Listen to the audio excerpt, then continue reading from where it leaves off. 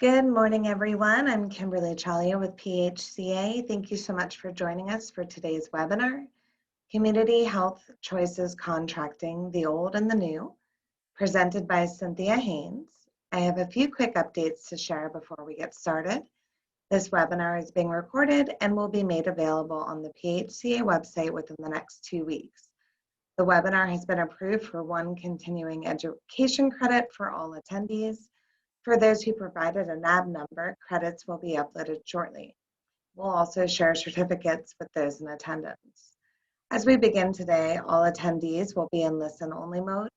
Please feel free to submit your questions via the Q&A icon on your screen, and we'll make sure to answer as many of those questions as possible at the end of today's presentation. Now I'll turn it over to you, Cynthia. Thank you, Kimberly. My name is Cindy Haynes. I'm an attorney with Post & Shell. I have been in private practice for 7 years, and prior to that, I worked for the Commonwealth at DHS, the Department of Insurance, and the Department of Aging. I do a lot of managed care contracting and privacy work with Post & Shell. Thank you for joining today. As Kimberly mentioned, we're going to talk about the contracting process for Community Health Choices. For those of you that have been in the contracting arena, some of this will be a refresher.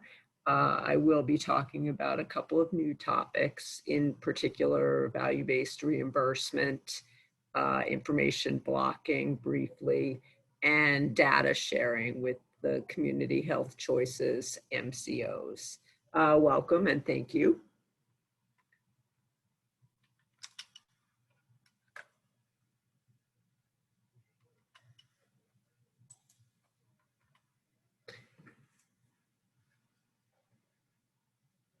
Before renegotiating or reaching out to the managed care entities, I think it's very important that you have good relationships and you find someone who is able to help you personally. It's usually, unfortunately, a lot easier for larger facilities or chains to make those connections, but I encourage you as smaller providers to do so.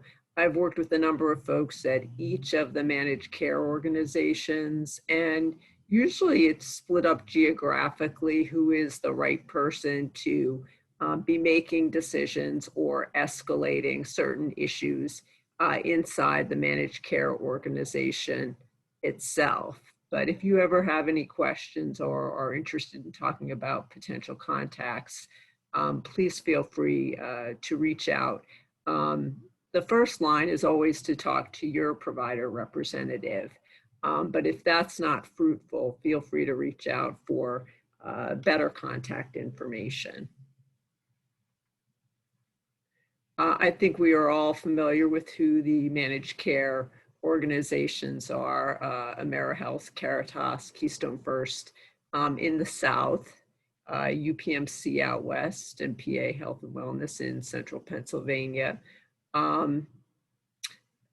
Contracting with these MCO plans, generally speaking, most of these are subsidiaries of larger entities that have either a nationwide presence or do other kinds of managed care contracting. So it's similar to any other type of managed care contracting.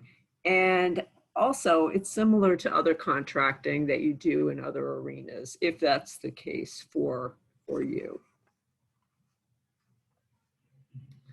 This is a very simple reminder not to procrastinate, to reach out as soon as possible, to set up your calls as far ahead of time before renewal as possible.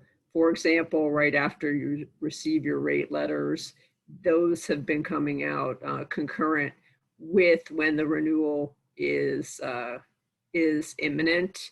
And it's important to get right on that because each of the managed care organizations tend to be busy and may be talking to a lot of entities, including the state, as well as the various facilities.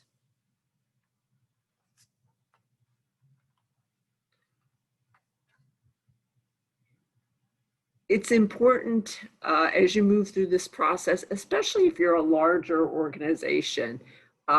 Sometimes it's very helpful to set up a task force from each of your various operational groups that may be affected. For example, your claims folks, the folks that interact directly with the supports coordinator, those individuals that are charged with training and education, to think about what are the most important issues, what would you like to raise, what concerns should be before the MCOs that are affecting your facility in particular. If one of the goals is to discuss rates, and we'll get into that a little bit in the next few slides, one of the important things is to know your market. What is happening in your market? Do you have leverage? Are there enough facilities to provide adequate care? What is staffing like? Do you offer things that other facilities may not offer? What is your sort of negotiation stance in the market itself? It's very important to understand your own provider network. And by that, I mean not necessarily an organized healthcare system type of network, but what hospitals do you work with regularly? Who are your ancillary providers? Who are the pharmacists that you deal with regularly? Document your actual costs so that you can come back when you are receiving completely unrealistic reimbursement with some solid examples of what your actual costs are. What do you do differently as a facility? What is your value? Do you provide anything above and beyond that's helpful both to your residents or to the community? And can you ferret out, are there any changes that the MCO may want with regard to your organization and what you're doing? During this past year, I worked with one facility in particular who put in place a pilot program, coordinating it with the managed care organization. And I think that goes a long way toward providing goodwill, and it may eventually have monetary value. Currently, it is really an effort to work together towards especially a look at value-based outcomes. And finally, I always recommend, and I try to do this myself, excuse me, when I'm helping individual organizations to pick their battles. What are the most important issues? What are the deal breakers necessarily? And what on the other side are they not necessarily going to move on?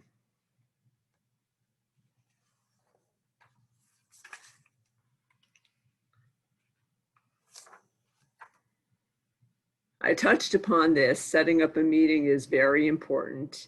They have to know the specifics, especially if you are a group of facilities. If you are a chain or organization, it's important to know the intricacies and the differences between each of your specific facilities.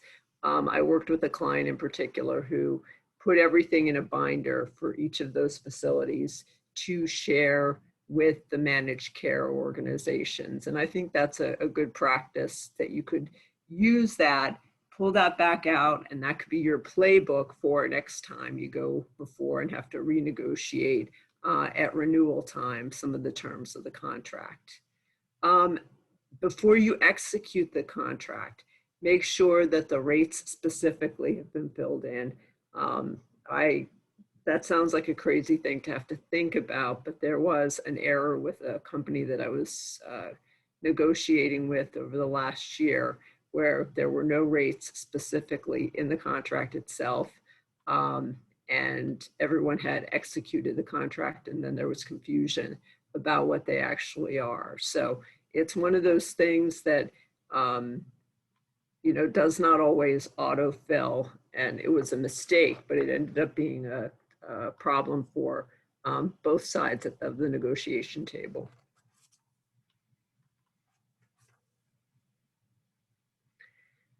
some general concerns as you're going through the document. PHCA has an excellent checklist that I worked with Gail Weidman that is much more specific than this PowerPoint, that you can pull out and use and go through and be sure that you've checked off, that you've explored everything. And it goes from everything from rates to the termination provisions, the definitions, etc. But just generally, one of the things that you have to look at is the definition section. Definitions impact everything in the whole contract. So if the definitions have changed at all, think about why have they changed? What is the MCO doing differently? How does that work and fit into the parameters of the rest of the contract? Also check and make sure that all definitions that are in there are being used, or else they shouldn't be in the document itself, and that can present problems if the term is used in another context later. Look at all the time frames to make sure that they are workable for you. That is often an area that the MCOs are willing to negotiate and to have different time frames for different providers. Depending, especially for things like gathering information, providing information for them, the time frame for notice and tying up certain processes. Oftentimes they will be receptive to some changes. Be sure to look at all your contracts and be sure that the auto renew provisions actually work for you. How long is the term? What does that look like? Do you have that in your tickler system so that you're well aware ahead of time of when the auto renew is? Because if you do want changes and you do have an opportunity to make those changes, you don't want to miss that just based on a time frame issue. And finally, understanding how new rates will be implemented. If you received your rate letter, is it very clear when the start date is? Is there a staggered time frame for the various parts of their rate structure? And it's very important to have that conversation regarding what that will look like.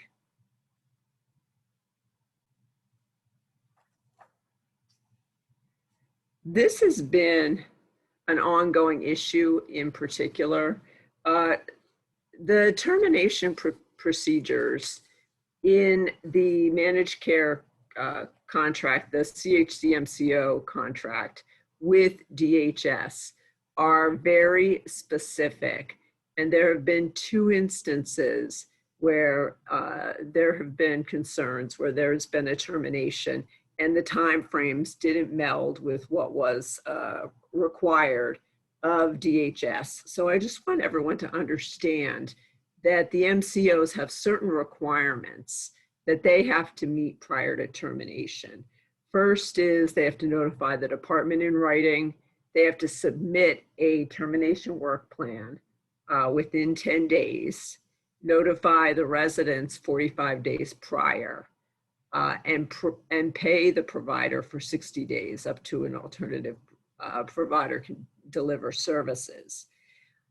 You are also able to dispute this determination.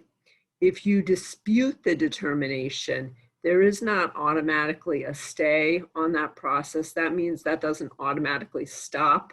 You also have to file for a supersedious. I do recommend that you get counsel at that point if you're in that situation, because there have been instances where I think a provider was not aware that they could actually file for supersedious, and that's the same as a stay.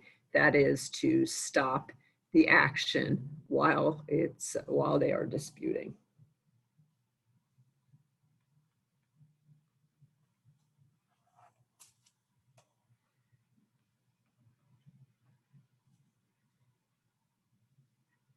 The MCO may include certain provisions specifying when the rates can be negotiated. However, I've never had, that's directly in the CHC-MCO contract with the state. However, I've never had an instant where a participating provider has raised concerns and requests to discuss where they have not allowed for discussion. That said, the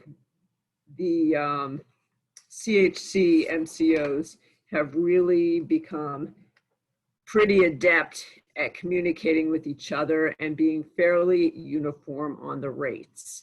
So they may discuss rates with you, but you have to really make a case for why you are different than the other providers in your geographic area and why their methodology does not necessarily work for you.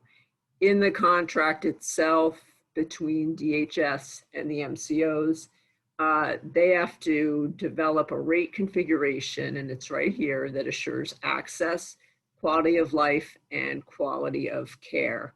I've never seen a facility be successful in arguing access necessarily, except for very difficult to care for people that require special equipment, for example, ventilator equipment, etc. Another thing, the department had put out guidance that says if you're asked to do more, for example, during the COVID period, that was an obvious example. DHS recommends raising that in the contracting process. In my view, that has not been particularly successful. I think mainly because their answer was that everyone is really in the same boat and they can only afford X amount. Not that I necessarily buy into that, but that was their response. Some of the things that the Community Health Choices provider can consider, they're all listed here: preventable admissions, quality outcomes, incentives, unique circumstances, and complex residents. Changing acuity, if there are problems, if you are taken care of, particularly hard to serve residents. That is one thing that they will hear about.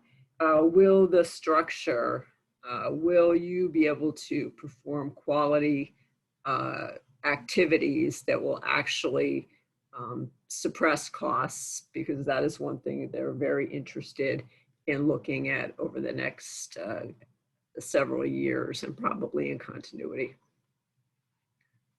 And of course, transportation. These are the requirements that are actually in the contract with the state. My understanding is, however, the CHC MCOs really have nailed down a process, and they're all three are doing very similar things with regard to transportation. When the CHC MCO process was first being implemented, we really did have a lot more luck, I think, and they were much more receptive to talking about individual differences among providers. As the program has developed, unfortunately, they're not as willing, and they don't really compete with each other, which is a problem, and I think there's potentially a legal challenge there, but they do talk with each other and understand each other's procedures and very much get in line, so that the providers really have difficulty playing one off the other and getting better services at one versus the other. However, there are, I won't say it here, there are some that are more receptive and are better players in the market. And if you're ever curious about that, you can feel free to give me a call. So how do you make the case? You have to look at them. What is your actual ask? Are you asking for an inflator, like a percentage a percentage increase? Are you looking for a percentage of your actual charges? How is your methodology different from what they are recommending? Is it just flat out, this is not enough, we need more? Or is a percentage charges desirable because your charges are specifically very expensive and much out of line with what they are paying? Again, high acuity of clients. One thing that may work is comparative rates. If you are seeing differences in rates between the various MCOs, that is generally not the case, but I have seen that happen, and I have seen a provider in particular make the argument that they were doing a lot better with another MCO. Negative market and other influences, inflation, the sharp raise in the cost of living, the labor shortage, especially. And for all three of those, it's important to look geographically and show what you are actually experiencing with regard to rates. Again, you have to really make a case, and it has to be an outlier because they are not receptive to moving off the rates that they've done through their own methodology.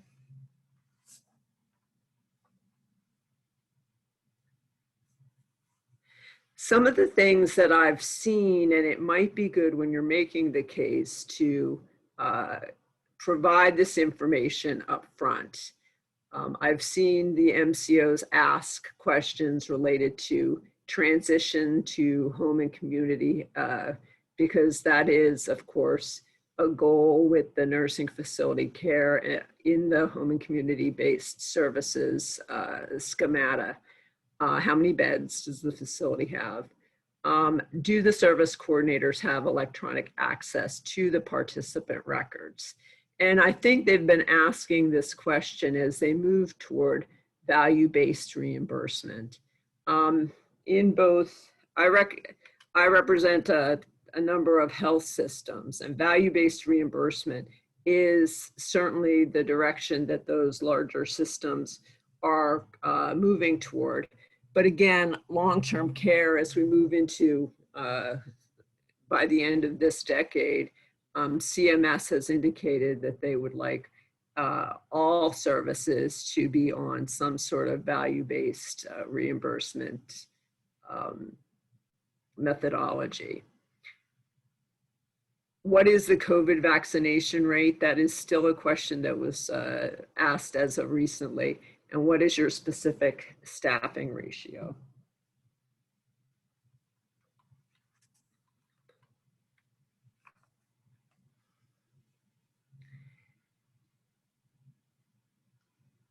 They have also asked questions related to the pay for performance initiatives that are being provided through CMS. They are specifically interested in any kind of arrangement that you have that it supports reducing hospital admissions, which is definitely nothing new to facilities. So one of the things that I recommend is that CMS offers some very good educational materials on performance metrics and evaluation. I do recommend that all facilities think about having a person that is charged with sort of looking at this and looking at value-based reimbursement as you move into the future. CMS's quality benchmarks are sort of the first line of what the CHC MCOs have been looking at. And they're outlined here, the percentage of high-risk long-stay residents that have pressure ulcers, long-stay residents who are receiving a vaccine. So some of these are really chits that are, you can easily receive a little bit of value-based points because they're very easy to track, and they're, have we done it or have we not? Those that are assessed and appropriately given their flu vaccine, residents with one or more falls, and residents who are rehospitalized. So some of these there is no control over that are a little bit different. So these, if you're not doing it already, these are some of the benchmarks that the CHC MCOs will be looking at to form their value-based incentives. They will also have some incentives that are related to programming, wellness, and quality improvement type of programming that are not necessarily directly related to health factors, but really are what are you providing to the residents, which again is something that's easier to control.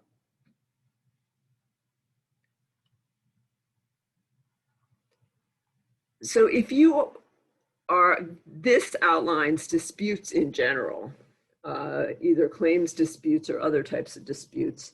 But if you were to challenge the rate structure, the letters that I've seen in the past that have come through the MCO have the ability to challenge, and they provide an email address to provide a challenge. And you could create a letter with the factors that I described in here and raise it to that level. The next level, if you have a denial at that point, is that you can actually raise a dispute through the contract itself. In that instance, it would contain some of the factors here. Definitely look in your contract and look in the manual, but I have not heard of anyone being successful through that sort of second level internal dispute in appealing rates.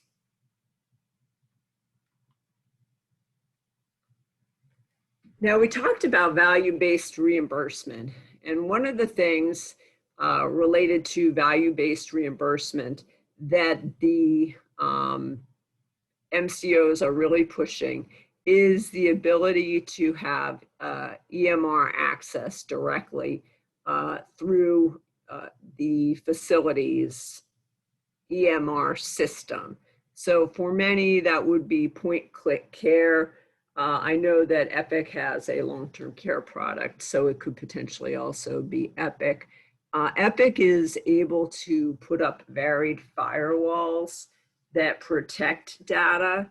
My understanding is that some of the other vendors do not have the capability of putting up those firewalls. So there has to be a thought process related to, okay, what are the MCOs asking for?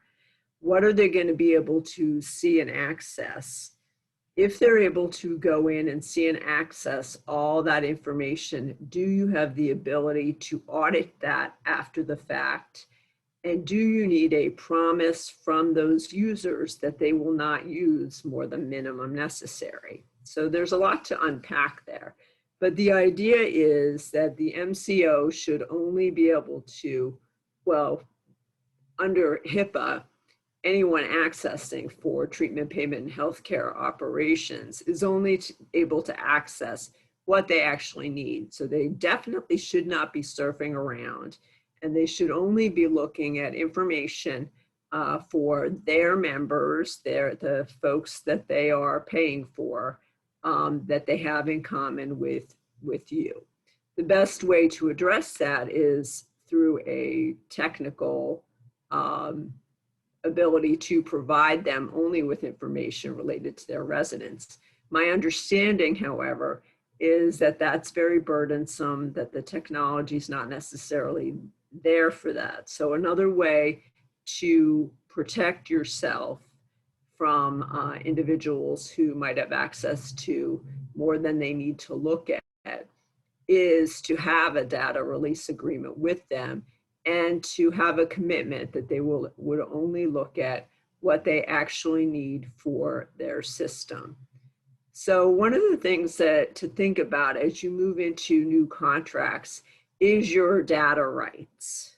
It's important that the contracts specify that the data is your data.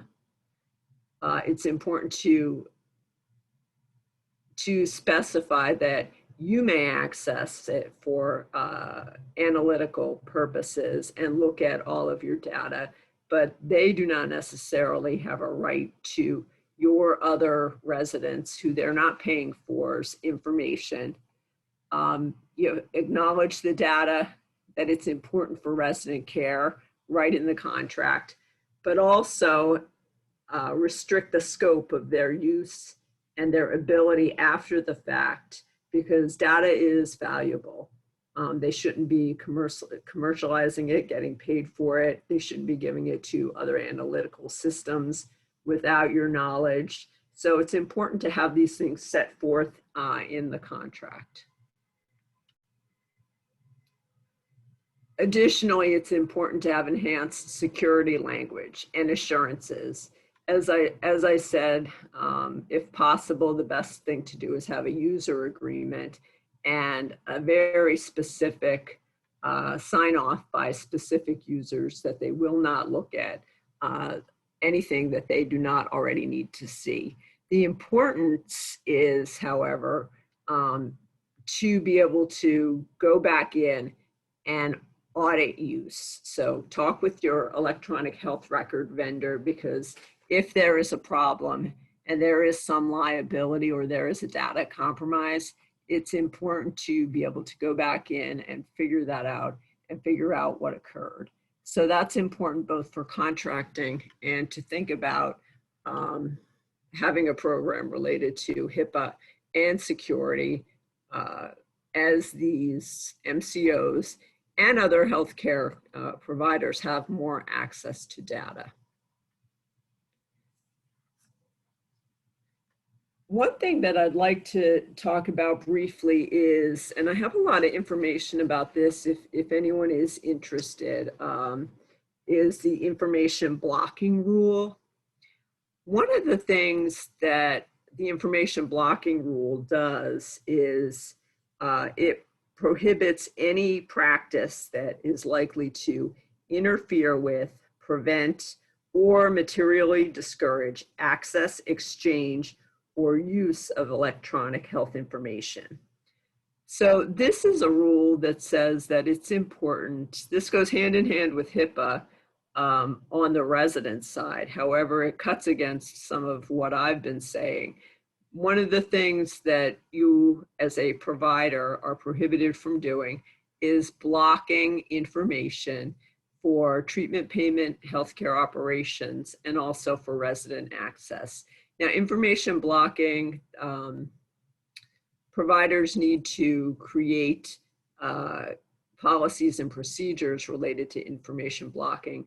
But in this instance, when we're talking about access by an MCO or another payer, it was specifically called out in the federal rules, in the narrative related to the federal rules, that it could be considered information blocking if a payor is asking for information necessary for treatment, payment, and healthcare operations. So I would never recommend that you say no when an MCO is asking for this information if they actually need it for treatment, payment, and healthcare operations. But you have to still understand that you're still on the hook if there is ultimately a breach of that information. So it's very important that we, as providers, assess the liability and think about that. And this rule, the information blocking rule, the prohibition against information blocking, applies to both providers and vendors. So if you are contracting with your vendor and they are unable to put up these firewalls, I recommend that you do talk with them about what else can they do for you and with you with regard to like auditing or anything else that could protect your data when you have these enhanced sharing relationships. I know there's a lot to think about there. And again, information blocking, it can be a whole other separate hour or two But I do have information if you're learning more about that. Currently, this month, those rules went into effect, and they're not as well known, certainly, as I think they should be. But the enforcement rules are not out there yet. So if you haven't thought about this, now's the time to put policies and procedures in there to ensure that your entity is not doing any information blocking, because this is only one small example about what can potentially be considered information blocking. So if you're providing information to the MCOs, some of the things that you have to think about is, what are their security standards? And they're big companies. I am not necessarily concerned that they are lax, but you do have to do your due diligence and ask them to provide information about their security standards so that you can document that you know firsthand that they have good security standards. Because, as you all know, breaches are in the paper every other day. And it is not just small, unsophisticated organizations. At times it's large, hospitals, health systems, the feds. So it's important that you do your due diligence, ask if they have these security standards in place. That way, if they have a breach, the liability would fall on them. And you wouldn't get blowback for not ensuring that an entity that you were sharing information with was not completely secure or stated that they were secure. One of the things, we're going to switch gears here and talk about termination of a provider. In this last round of renewal that I helped with, some of that language was foggy, and it wasn't in the reasonable standard of the MCO. It was very broad, that they had like full discretion. And most of the MCOs are very good at restricting that language when it is too broad. So what are the standards for termination? Be sure to look at that paragraph and make sure that it's not in the sole discretion of the CHC MCO without certain proviso. And there is the ability to appeal to a provider appeal committee. Keep in mind, however, appealing to DHS does not help. The MCO process really was a way of limiting the government's liability with regard to the distribution of of the payer monies, either the Medicaid money or through CMS. So there are a lot of times where it's not helpful to involve DHS because you will just hit a roadblock.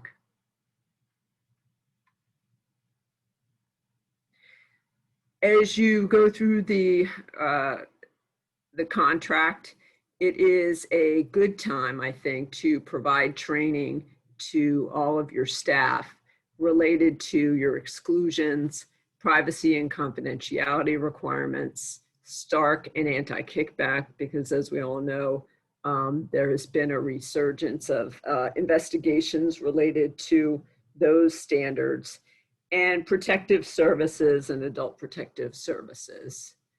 Don't agree to terms that are more strident than the actual regulation. And that happens. That does take a little bit of legwork, looking at the actual term and the regulation itself. Don't agree to anything that's not your responsibility. So think through that. What information is in there? Are you required to report in certain situations? Or is it just a recommendation in the regs? So don't agree to anything that's not actually your responsibility in the regulations. Push back on that. And to the extent that you can avoid it, never agree to something that you can't control, and raise those concerns.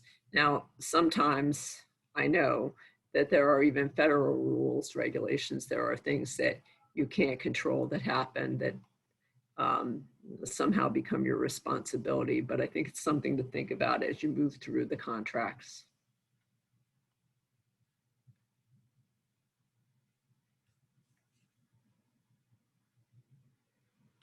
I included this slide because over the past year, there seems to have been an increased number, or at least my firm has dealt with an increased number of resident issues where it was discovered that the individual, they either had an increased behaviors that were not appropriate to be handled in the facility that they were in, substance use issues that were out of control and the individual was not in the appropriate placement, or mental health issues where the individual was not in the appropriate placement. In those instances, the CHC MCOs have they have been very willing to come to the table to talk about potential solutions. When I raised that it is a requirement that CHC MCOs collaborate with all 4 of these systems. So that's an important thing that you can rely on to have more input from supports coordination, and also to escalate those difficult to place cases. For example, help with guardianship, help with placement in, for example, brain injury settings where the individual is certainly not in there in the appropriate setting for themselves. And the CHC MCOs have a lot of resources at their fingertips and are able to pick up the phone oftentimes when individual providers have a harder time. So that's something that I just want you to keep in mind.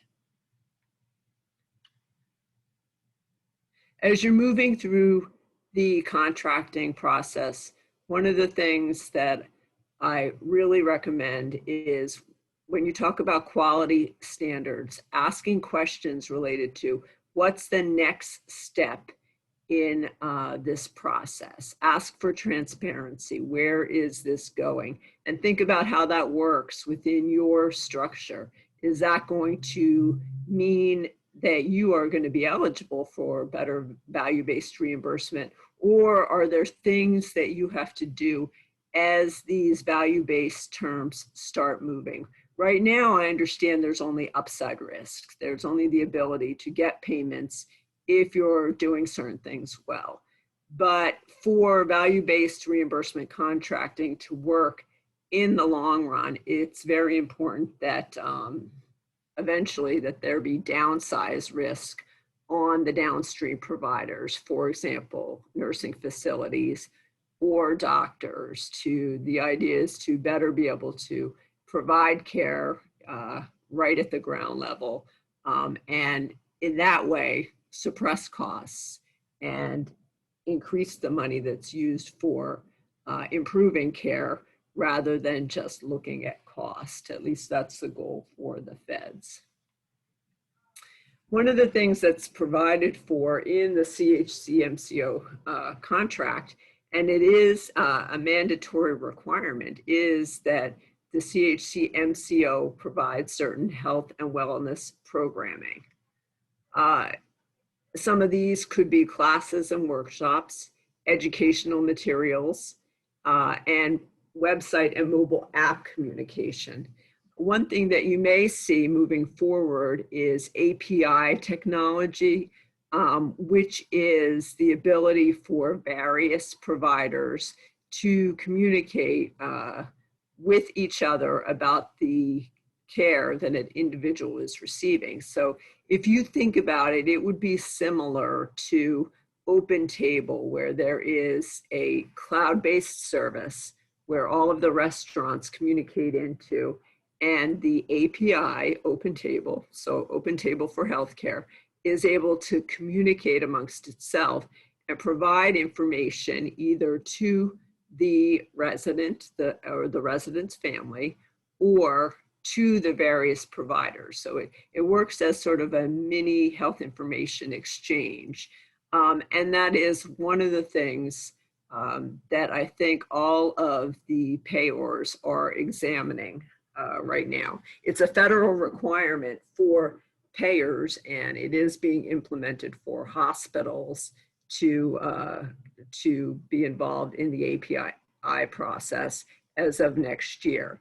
So I anticipate that that will, just like other reimbursement issues, the next wave will be a requirement on other providers after hospitals, and that would move into your long-term care providers.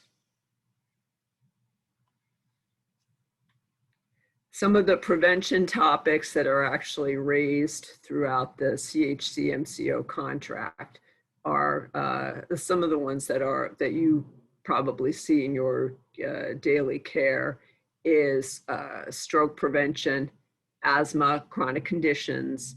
So any of these are prevention topics that I recommend that you raise, because as you're moving to value-based reimbursement, any support that the MCOs are able to provide related to long-term chronic problems and behaviors could be very helpful. Here are some other requirements to think about that the MCO is required to do as you move toward the contracting process, because there have been times where they're not doing everything and their system breaks down, and it is important that you're aware and hold them to task. They have to maintain a referral process for the participants. They have to provide coverage of prescription and medicine and over-the-counter medicine for dual eligibles. They're also responsible for emergency services, including those categorized as mental health or drug and alcohol services. And with the new parity requirements, it's very, I think it's a good time to hold all kinds of payers to task with regard to mental health and drug and alcohol services. And finally, post-stabilization services, which I have not, initially there were a lot of concerns raised about payments related to post-stabilization services when those were performed in the facilities, but I haven't heard that concern recently. That doesn't mean it's not out there though.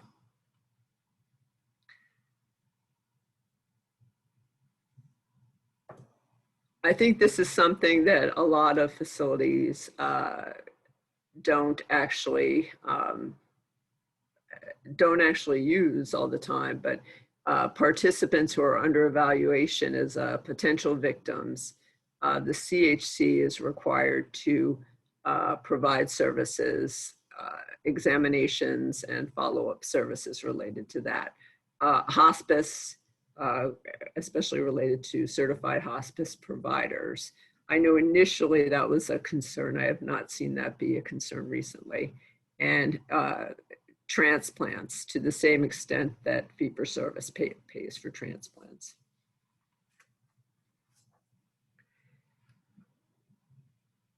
Although this doesn't seem like a particularly important provision or something to think about, I can't underscore enough that if there's anything in there, and usually it's their reference manuals, they say that they're incorporated by reference. And what that means is that they are actually part of the contract itself.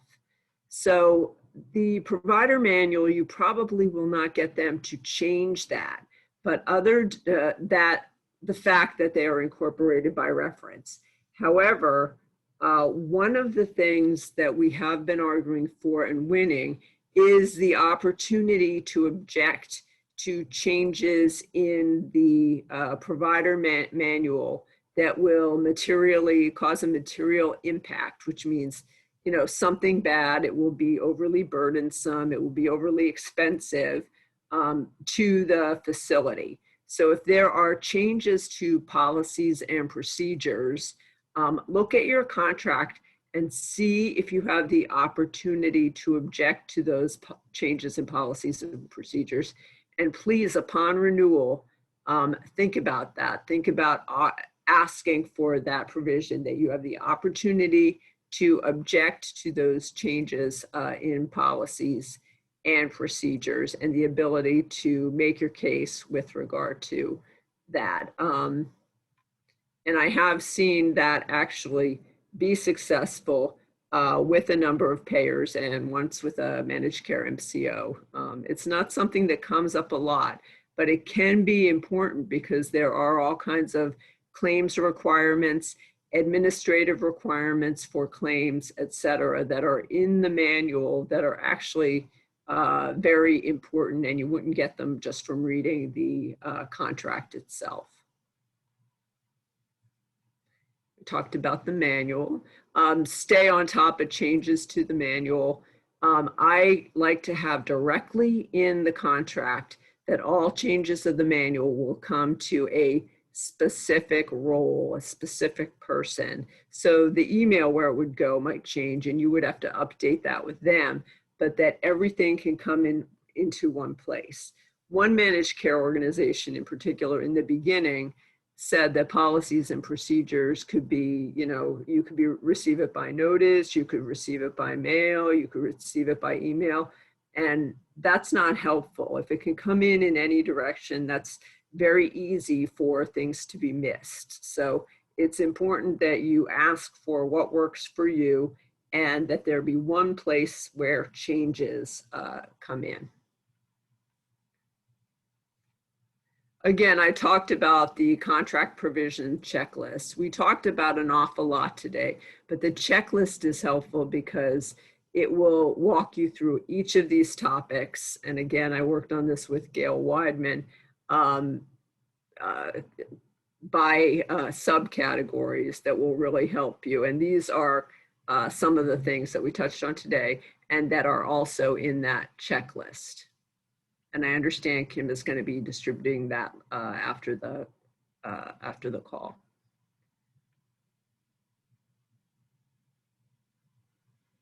Again, here are some additional things that are in the checklist.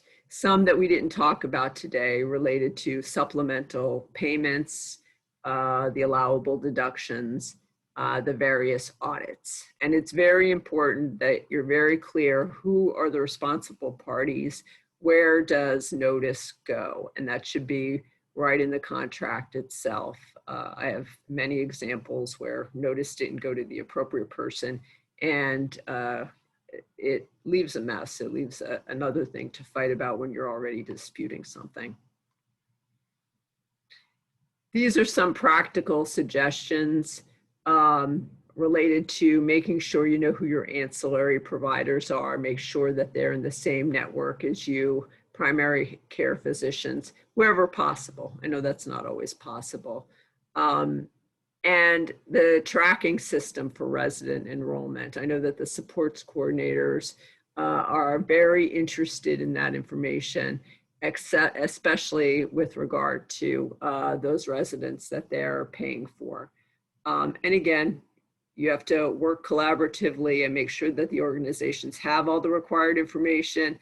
But now that they're asking for access to data, keep in mind that they are not, they're not entitled to, and they shouldn't have, information about residents for whom they are not paying. And stay up to date. Look at their websites, look at the department's websites.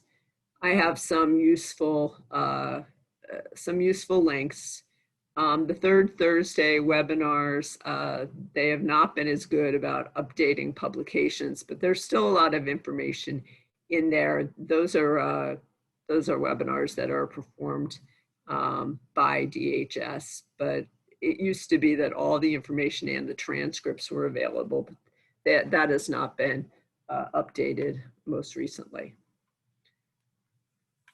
So I really appreciate your attention. Thank you. Kim, I don't know if we received any questions. Yep, I was just checking the Q&A section and I do not see any questions that have come in. However, if anyone does have a question that arises after the session today, please feel free to reach out to myself or Cindy. Cindy, if you could go back to the previous screen, I know your email was presented there. There you go, it's down at the bottom. So like I said, please feel free to reach out to Cindy or myself if you do have any questions after the session today. And if there are no questions in the Q&A, I think we'll wrap up this session about 5 minutes early today. Thank you Thank so you, much, everyone. Cindy. Take Thank care. you. Bye, everyone.